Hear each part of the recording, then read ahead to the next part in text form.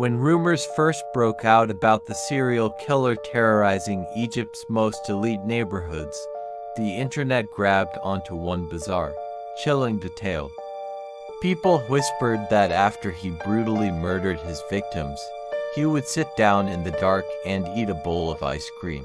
It sounded like something straight out of a Hollywood horror movie. A psychopath so devoid of empathy that he treated a bloodbath like a casual summer afternoon. But the truth was far more terrifying than a twisted sweet tooth. He wasn't eating ice cream. He was pumping his victims full of a lethal, mind-altering narcotic known on the streets as ice, crystal meth. Welcome back to the channel.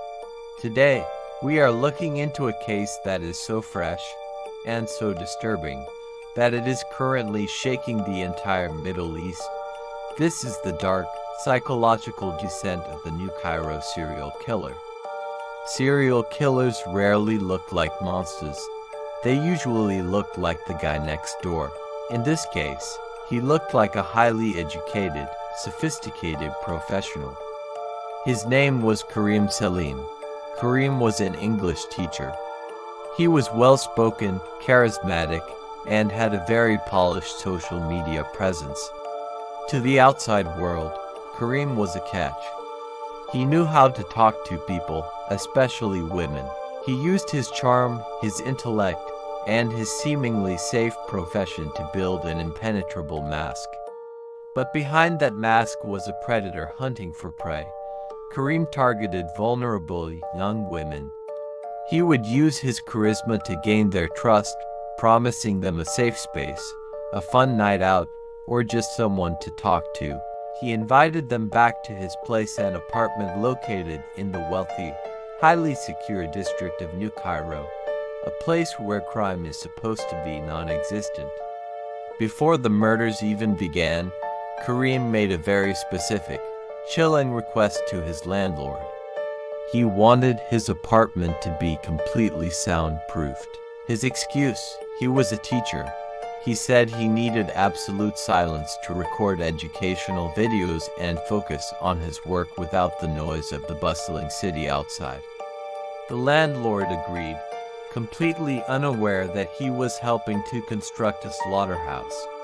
This soundproofed room became Kareem's dark playground. When the heavy door closed, not a single scream could escape. But Kareem wasn't just a killer. He was a voyeur to his own atrocities. He rigged the room with hidden cameras, ensuring that every agonizing moment of his victim's final hours was recorded in high definition. He was creating a library of nightmares.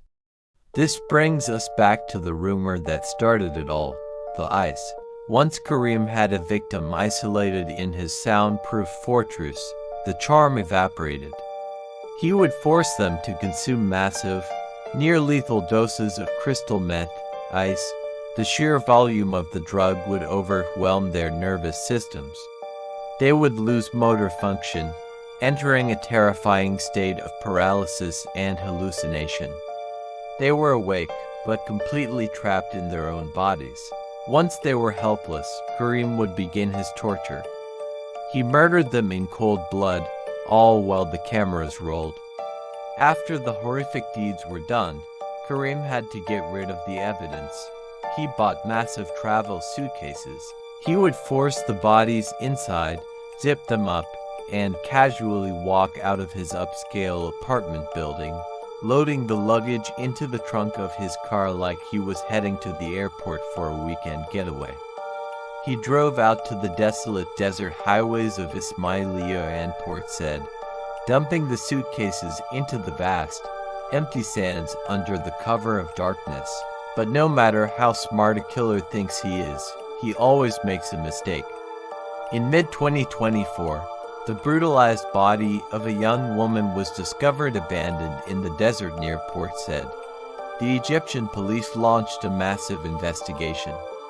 They pulled hundreds of hours of CCTV footage from the highway toll booths and gas stations along the desert roads. They were looking for a needle in a haystack, a vehicle that was in the wrong place at the wrong time, and they found it. They traced the license plate straight back to the upscale neighborhood of New Cairo, straight back to the charming English teacher. When a tactical team finally raided Kareem's soundproofed apartment, they didn't just find physical evidence, they found his digital library. Hours of horrifying video footage, recorded by his own hidden cameras, documenting exactly what he did to those women. The teacher had essentially handed the police his own confession on a silver platter. Kareem Selim is currently behind bars, and the case has sent shockwaves through the entire region. It's a terrifying reminder that evil doesn't always hide in dark alleys. Sometimes it hides in a luxury apartment, behind a charming smile, waiting for the door to close. What do you guys think of this case? Does the level of premeditation with the soundproof room and the cameras make this one of the most chilling cases you've heard recently? Let me know your thoughts down in the comments. If you appreciate deep dives into international true crime, hit that subscribe button. Stay safe, trust your instincts, and I'll see you in the next video.